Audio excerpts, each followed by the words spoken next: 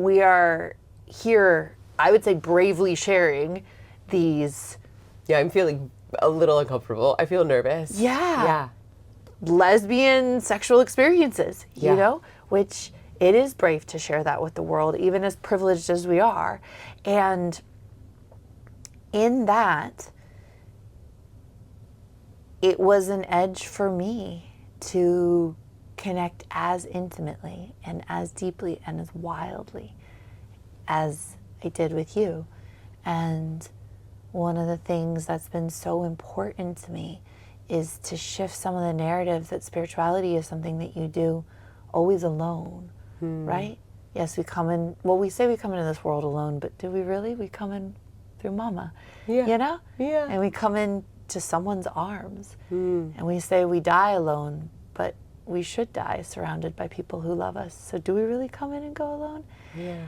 And there's this idea like, yes, there are some things that you have to face solo, right? Sitting in a meditation retreat by yourself at some point in your life. I hope we all do that, right? Being in the dark on plant medicine in an all-night jungle ceremony, like there's some shit that you handle on your own. No one can save your ass. You go in there and you do it.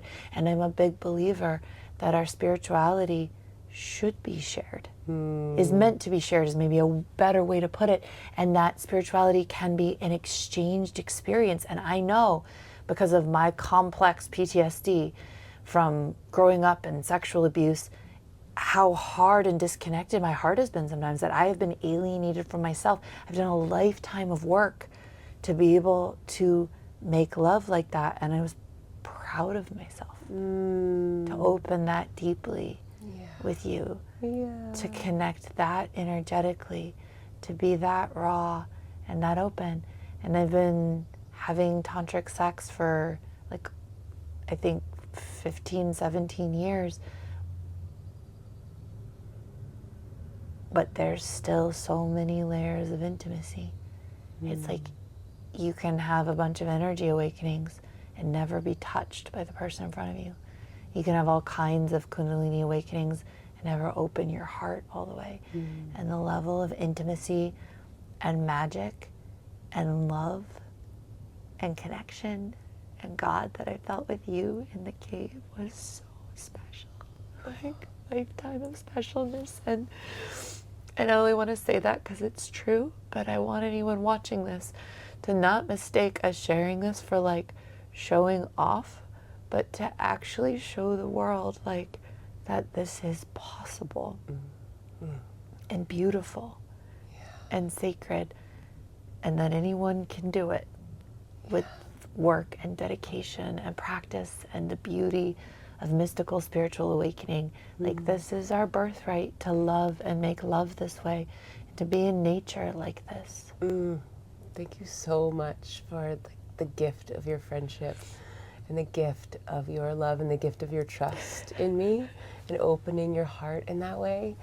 And something I also want to just name is that this is like our 3-year anniversary of being friends. And so like all of the tears and all of the portals and all of the ceremonies and all of the teachings that we've given each other, like there's so much history here in the depth of our friendship. And now it feels like this beautiful, like new chapter.